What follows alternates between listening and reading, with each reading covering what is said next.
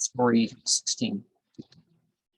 One of my friends complained of the unpropitious times, telling me he had the slender income, a large family without strength to bear the load of poverty, and had often entertained the idea to emigrate to another country, so that no matter how he made a living, no one might become aware of his good or ill luck.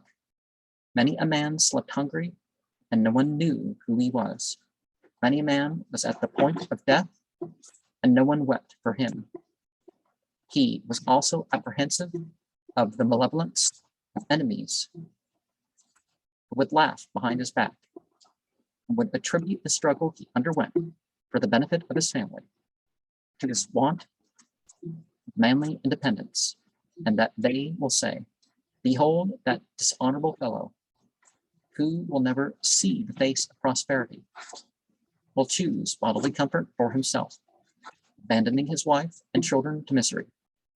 He also told me that as I knew he possessed some knowledge of arithmetic, I might, through my influence, get him appointed to a post, which would become the means of putting his mind at ease and placed him under obligations to me, which he could not requite my gratitude during the rest of his life. I replied, "Dear friend, employment by a padshah consists of two parts, namely the hope for bread and the danger of life.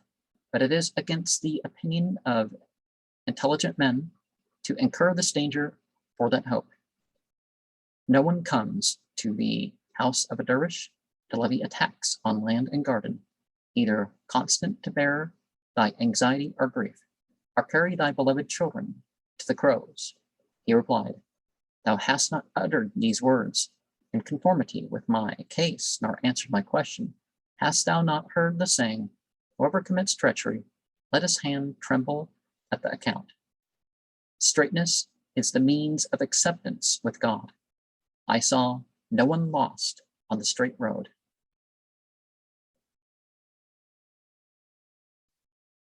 By the straight road, they mean not the aimlessly wandering or making up stuff that sounds like it might be good, and stick to that guidance, the fundamentals, and you'll be fine. That doesn't mean you can't do others based on those, but the basics, the required things.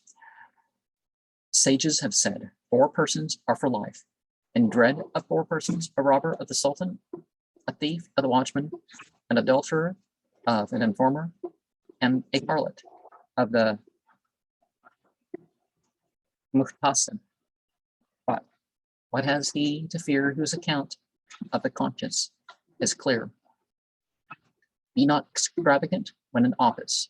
If thou desirest on thy removal to see thy foes embarrassed for imputations against thee, be thou pure, O brother, and in fear of no one. Washermen beat only impure garments against the stones.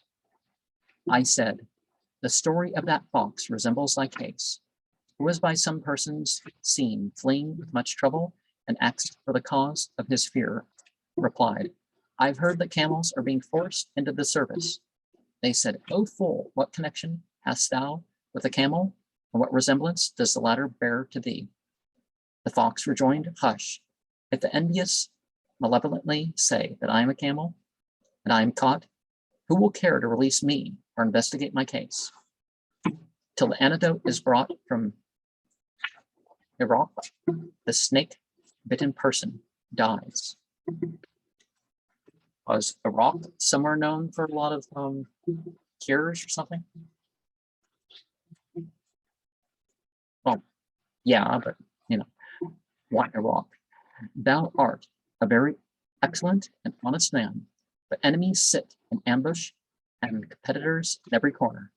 If they describe thy character in a contrary manner, thou wouldst be called upon to give explanations to the Padshah and incur reproof. Who would, on that occasion, venture to say anything? Accordingly, I am of opinion thou shouldest retire to the domain of contentment and abandon aspirations to dominion. Wise men have said, if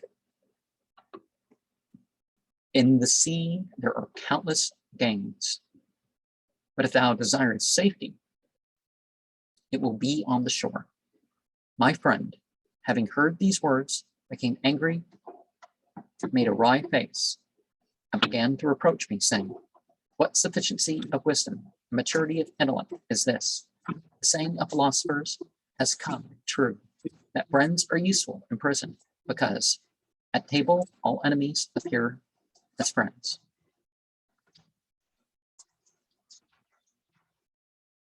Especially when they divide tables into gangs and stuff like that, right? Seem like friends, but in one way or another, they're probably your enemies.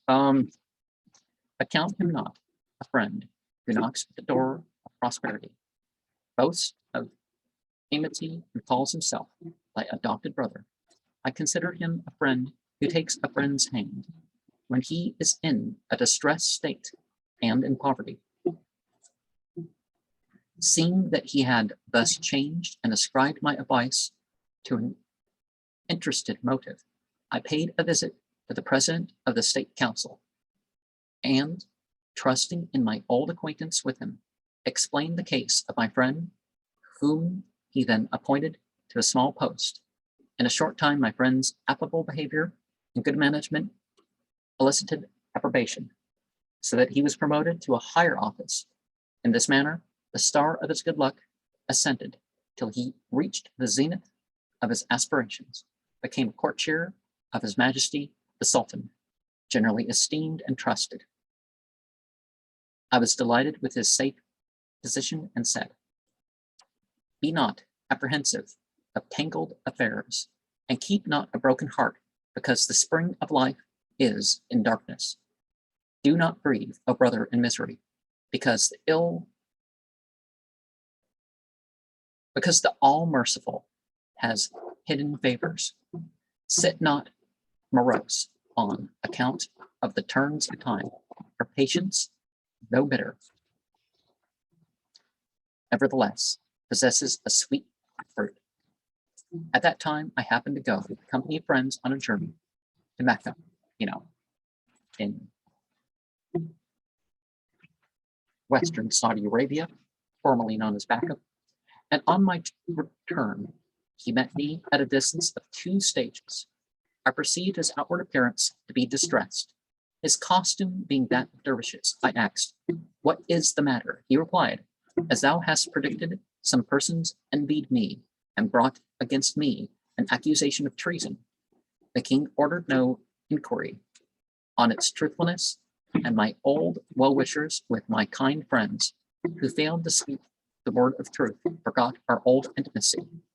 Seest thou not in front of the possessor of dignity, they place the hands on their heads, praising him, but if fortune's turn causes his fall, all desire to place their foot on his head.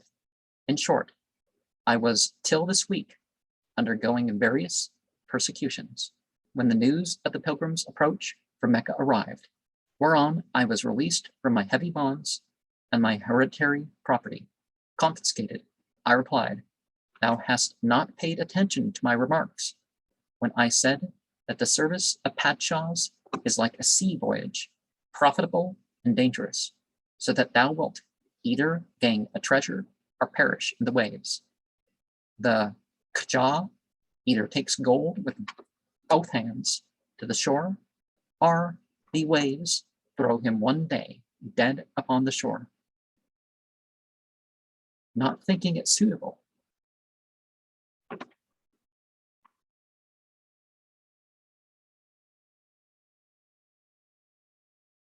to scratch the wound of the dervish more than I had already done, and so sprinkle salt thereon, I contented myself with reciting the following 2 distiches. Knewest thou not that thou wilt see thy feet in bonds, if the advice of people cannot penetrate into thy ear? Again, if thou canst not bear the pain of the sting, put not thy finger into the hole of a scorpion. Yeah. Worldly and spiritually, always consider the potential costs and benefits. And you notice we got poems and stories mixed together, because it's not just about, art, but there's a science of life that we're engaging, at a life that's not just wandering back and forth to a place of worship, but a life of worship with all its tasks that the mundanes are going to leave as being something just physical or mental, but it doesn't have to be.